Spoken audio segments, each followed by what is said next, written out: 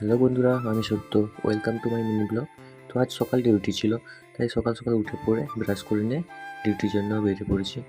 তো কিছুক্ষণের মধ্যে আমি ডিউটিতে চলে আসি। তো ডিউটিতে আসার পর একটা অন্য সাইডে যেতে হয়। তো ওই সাইডে গিয়েছিলাম লেবারদের পাঞ্চিং করানোর জন্য। যত ওয়ার্কার আছে, নতুন নতুন ওয়ার্কার, তাদের পাঞ্চিং সেট করার জন্য। তো কোম্পানির বুলারতে উঠে সোজা চলে গেলাম অন্য সাইডে। তো অন্য সাইডে দেখো, তোমরা দেখতে পাচ্ছ যে এখানে পাইলিংয়ের কাজ চলছে।